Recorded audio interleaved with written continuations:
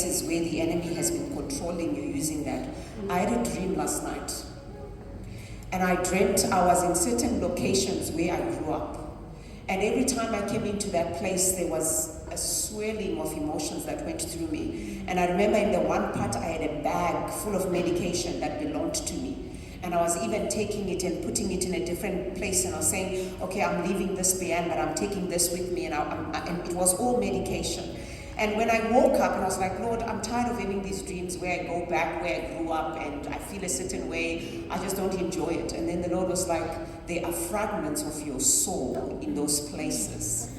And you know, I've read about soul fragments many times, but it has never spoken to me and it has never affected me, and I've never felt the fragments of my soul anyway.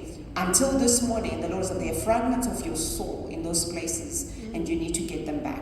And then we come here and then you talk about fragments of the soul that need to be taken back. And then when you were talking about the triangle, you were saying it's man-made. So I saw Freemasons, Sangomas, and these are entities that we had been dealing with in this town.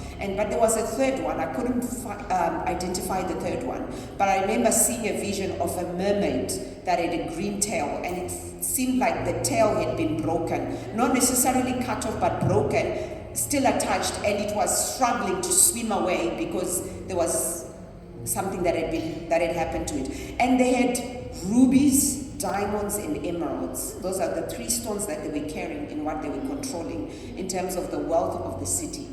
And then when we're talking now about the three angels, and I'm like, okay, Lord, there has to be a redemptive plan to get back. And then I saw them standing here on the altar holding a large ruby, another one a large diamond, and another one a large emerald. And they were open to us, say, come and take back what the enemy has taken.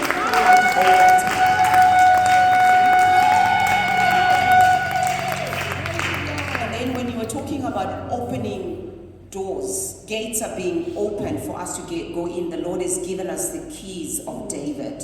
So I remember opening this huge, that looked like a palace with big gates, opening and then walking in the courtyard full of diamonds, emeralds, and rubies.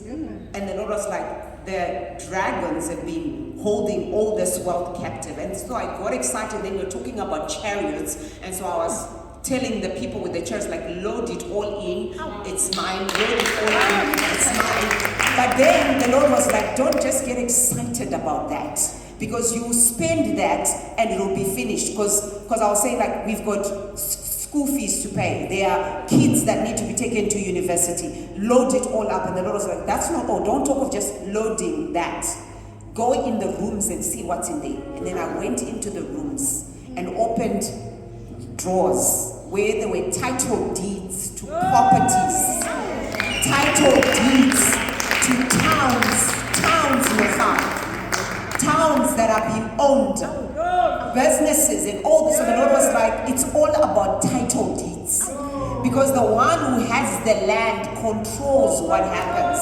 So don't get excited about the precious stones because you spend them. The one who's controlling the land can come back and say, oh, I'm only giving you so much for that because it means nothing. And then how does that profit you? And the Lord was like, you need to get those title deeds. So I was busy grabbing those title deeds. And then the Lord was like, don't be content with just that. You got to go into the hall and see what is there. And there were thrones.